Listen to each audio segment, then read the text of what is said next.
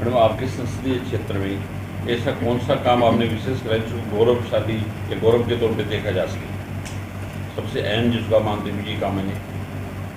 देखिए, मुझे सबसे ज़्यादा लगता है ट्रेन्स का काम। एक गोरखधाम ट्रेन जब मैंने शपथ ली थी, उसमें मुझे कहा गया था कि जी गोरखधाम ट्रेन के बारे में पिछले शायद एक दशक से जो है लोग प्रयास कर रहे थे कि ये ट्रेन जो है वो हिसार से सिरसा आनी चाहिए, और सब लोग बिल्कुल जो है हताश निराश सब कुछ हो चुके थे कि ये नहीं आ सकती यहाँ पर। तो आप ये देखिए कि हम कितनी जल्दी उसको ले आए।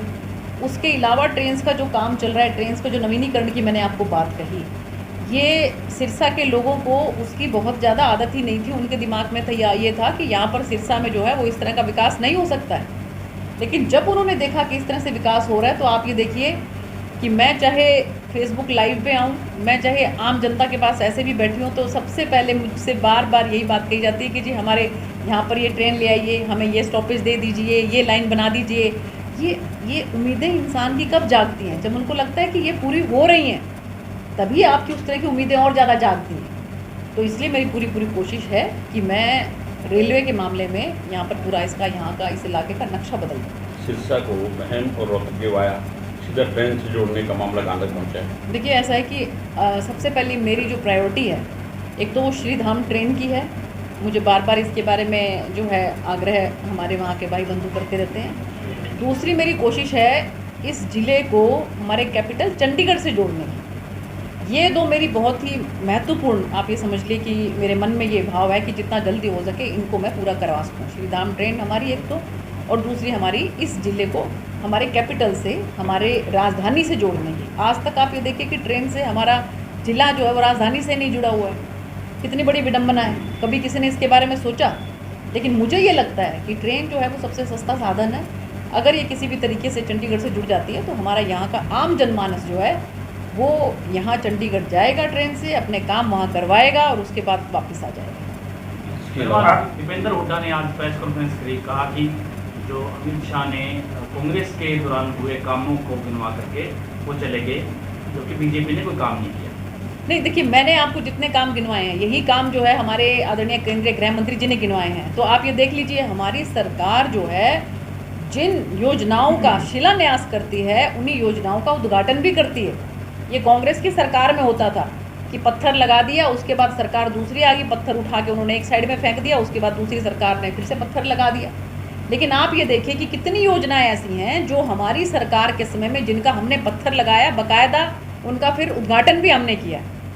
तो इसलिए अब आप ये बताइए कि ये कह देना तो सिर्फ विपक्षी दल है, देखिए उनको अपना ज़मीन तलाश करनी है, इसलिए कुछ ना कुछ तो कहेंगे ही।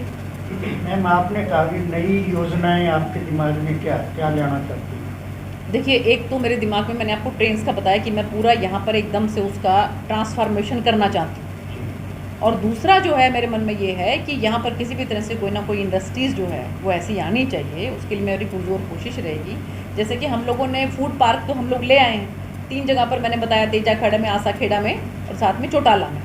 देखिए, वो जगह हैं ये कि जहाँ के पूर्व उप प्रधानमंत्री जी भी रहे हैं और इसके साथ साथ मुख्यमंत्री भी रहे हैं। लेकिन उन इलाकों के बारे में भी कभी इतनी संजीदगी से नहीं सोचा गया जितनी संजीदगी से हमारी सरकार सोच रही है।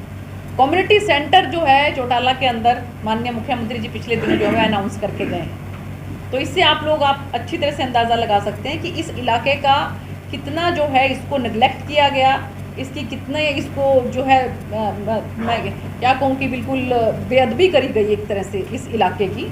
तो उसको हमारी कोशिश ये है कि इसको हम सर माथे पर रखें हमारी यहाँ की जनता को, और जनता बहुत खुश है। इसलिए आप ये देखिए कि यहाँ पर जनता जो है इस बात को लेकर बहुत खुश है कि हमारे इलाके में बहुत विकास हो रहा है। चाहे हम खालों की बात करें, चाहे हम जो है इंटरलॉकिंग की बात करें वहाँ पर, तो बहुत अब लोगों के अंदर एक ज़बरदस्त उत्साह है और जोश है। उसी का ये नतीजा रहा कि हमारे केंद्रीय गृह मंत्री जी जब पधारे तो भारी संख्या के अंदर लोग यहाँ पर पहुँचे। रोजगार को लेके आपके क्या कार्यक्रम? देखिए, ये इलाका हमारा एग्रीकल्चर बेस्ड इलाका है, तो इसीलिए हमारी कोशिश ये है कि यहाँ पर कुछ ना कुछ एग्रीकल्चर बेस्ड कोई इंडस्ट्री आए। जैसे मैंने फूड प्रोसेसिंग की बात करी, ऐसा ही कुछ और इस तरह से यहाँ पर कुछ बने कि जिससे हमारे यहाँ के लोगों को रोज़गार और ज़्यादा मिले।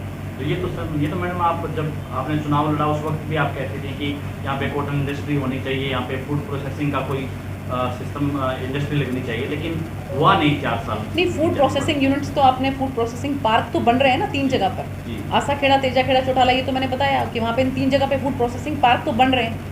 बाकी जो दूसरी जो इंडस्ट्रीज़ हैं, जैसे कॉटन के लिए मैं आपको बात करूँ तो हमारी केंद्र की सरकार में जो बजट आया था उसके अंदर भी ये आया था कि एक्स्ट्रा लॉन्ग स्टेपल कॉटन, उसके लिए जो हमारे किसान भाई हैं उसको सरकार कुछ ना कुछ जो है वो मदद करेगी।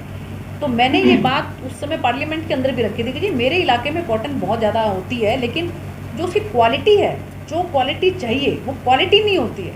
तो वो क्वालिटी किस तरीके से हो उसके लिए हम सरकार से मदद लेंगे, और यहाँ पर अगर हमें वो मदद मिली और यहाँ पर वो कॉटन जो है उस क्वालिटी का हमें मिलने लगा तो बहुत ज़बरदस्त हमारे किसान भाइयों को यहाँ पर उसका लाभ मिलेगा। शिक्षा क्षेत्र में आप क्या करेंगे?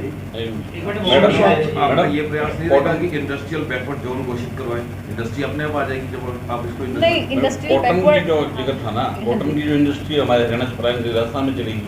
नहीं, मैंने आपको बताया ना सरकार की ये योजना है एक्स्ट्रा लॉन्ग स्टेपल कॉटन, जिसके अंदर अगर मैं आपको और डिटेल में बताऊं तो हमारी पूरे इंडिया की जो है ना वो 1 मिलियन कैपेसिटी है कंजम्पशन की, जिसके अंदर से जिसमें 1 मिलियन बेल्स, 1 मिलियन बेल्स का मतलब हुआ 10 लाख बेल्स। 10 लाख बेल्स के अंदर 6 लाख बेल जो हैं वो हम लोग बाहर से मंगाते हैं, और 4 लाख बेल जो हैं वो सिर्फ हमारी यहाँ पर उगती हैं। वो 6 लाख बेल्स जो हैं वो भी हमारे किसान भाई यहाँ पर उगाएं, उसी के लिए हमारी सरकार की कोशिश है कि जो हमारे वैज्ञानिक हैं वो उनकी मदद करेंगे, उससे हमारी एक्स्ट्रा लॉन्ग स्टेपल कॉटन जो है वो यहाँ पर उगे। मेरे बाईपास पे ये जगह मेडिकल कॉलेज के लिए लोकेशन है, लेकिन यहाँ पर और भी इसकी बड़ी समस्या है, इसके बारे में आपको रेलवे का ना, ये बिल्कुल आप चिंता ना करें, ये भी मेरे दिमाग में है। अब की जबकि रैली हो रही थी तब भी मेरे जहन में ये बात बार बार आ रही थी कि अगर ये यहाँ पर ओवरब्रिज होता तो हमारी अब बहुत सी हमारी बसें जो हैं वो कहीं ना कहीं अटक गई, वो ठीक तरीके से वहाँ पे नहीं पहुँच पाई, नहीं तो संख्या ज़बरदस्त तरीके से और भी भारी संख्या होने वाली थी। तो ये मेरे जहन में है और हम बहुत जल्द जो है यहाँ पर ओवरब्रिज जो है रेलवे का ओवरब्रिज बनवाएंगे। उसके लिए मैं पूरा लेटर वेटर लिखकर, और जैसे ही हमारा सेशन अब की बार स्टार्ट होता है अब की बार ये जो है मुख्य मुद्दा रहेगा। मैडम, नशे को लेकर के क्योंकि अमित शाह जी ने चिंता जताई कि नशा है इस इलाके में और उसको लेकर के काम भी किया जा रहा है, लेकिन रिजल्ट क्यों नहीं मिल पा रहे हैं? डेथ लगातार हो रही है। नहीं, अगर मुझे लगता है कि हमें ना इन चीज़ों का एक कंपैरेटिव डाटा देखना चाहिए। जो धीरे धीरे डेक्लाइन हो रहा है, धीरे धीरे वो चीज़ कम हो रही है। जो बच्चे बहुत ज़्यादा नशे की गिरफ्त में आ चुके हैं ना, उनको वहाँ से निकालना एक बहुत बड़ी चुनौती होता है। उनको डी एडिक्शन सेंटर में डालकर उनको वहाँ से निकालना बहुत बड़ी एक चुनौती। एडिक्शन सेंटर तो है ही नहीं। नहीं, बनी नहीं पाई। नहीं, मैंने सरकार आपको पाँच साल बताया, से डॉक्टर ने मैंने आपको दवा लेना बताया। शुरू किया था, नहीं चल पाया। नहीं, मुख्यमंत्री जी ने बताया जैसे कि कुछ जो प्राइवेट थे वो उनको भी हमने हायर किया हुआ था, जो प्राइवेट थे वो भी चलाते थे डी एडिक्शन सेंटर, लेकिन जब देखा गया कि वो लोग बजाय उनको ठीक करने के और ज़्यादा बल्कि वहाँ पर तो उन ड्रग्स को इस्तेमाल करके और ज़्यादा बच्चों को जो है ख़राब किया जा रहा है। तो मुख्यमंत्री जी ने ये कहा कि अब हमारी कोशिश ये रहेगी कि ज़्यादा से ज़्यादा हम लोग सरकारी डी एडिक्शन सेंटर बनाएं और जो प्राइवेट वाले हैं उनके लाइसेंस को रद्द करेंगे। और इसके साथ साथ यहाँ पर जो नारकोटिक ब्यूरो पूरे हरियाणा का था, उसके हेड जो थे श्रीकांत जाधव जी थे, उनको हमने उस नारकोटिक ब्यूरो से वहाँ पर किसी और को चार्ज दिया और उनको हम यहाँ पर इस रेंज में लेकर आए। खासकर जो अपनी हिसार रेंज है, उस हिसार रेंज के अंदर फतेहबाद, सिरसा, जींद, हिसार ये सब ज़िले आते हैं जो कि जहाँ पर बहुत ज़्यादा जो है नशा काफ़ी बढ़ा हुआ है। तो उसके बाद से आपने देखा होगा कि अभी पिछले 2-4 दिन पहले भी वो आए थे और उन्होंने बिल्कुल जो डी एक्शन सेंटर्स हैं, जो बच्चे हैं जो बल्कि जो इसके अंदर इन्वॉल्व हैं, उनके साथ भी 1-to-1 जो है वो बात करके, क्योंकि एक तो पुलिस का डर माफियाज को होना चाहिए। आपने देखा होगा कि पिछले दिनों हमारी सरकार ने कितनी प्रॉपर्टी जो है उन लोगों की डिमोलिश करी, और उसमें जो कुछ ऐसे संरक्षण प्राप्त जो माफियाज थे वो बिल्कुल हिल गए। तो एक तो हम लोग कोशिश कर रहे हैं कि सख्ती करके वो जो माफियाज हैं उनके ऊपर जो है उनकी प्रॉपर्टी को डिमोलिश किया जाए। इसके साथ साथ जो बच्चे इसके अंदर इन्वॉल्व हैं उनको डी एडिक्शन सेंटर में या उनको किसी तरह से भी हम लोग बाहर निकाल पाएँ, तो ये हमारे पास एक डबल चुनौती है।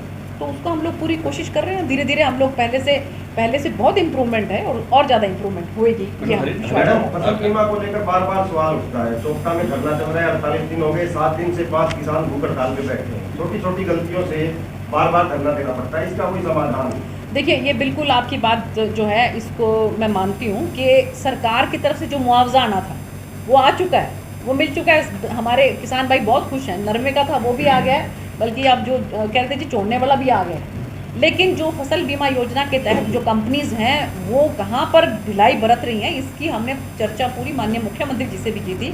और माननीय मुख्यमंत्री जी और हमारे जो एग्रीकल्चर मिनिस्टर हैं वो भी, और हमारे प्रदेश अध्यक्ष, हमारे प्रभारी, सब ने इसके बारे में पूरा विस्तार से चर्चा की। और हम लोग कुछ ना कुछ जो है वो इसके बारे में एक्शन लेने वाले हैं। हम कंपनीज जो है उनसे बात करने वाले हैं कि कहाँ दिक्कत आ रही है, कि क्यों वो अभी तक जो है, और क्योंकि ये प्रॉब्लम सिर्फ हमारे यहाँ की नहीं है, ये प्रॉब्लम चारों तरफ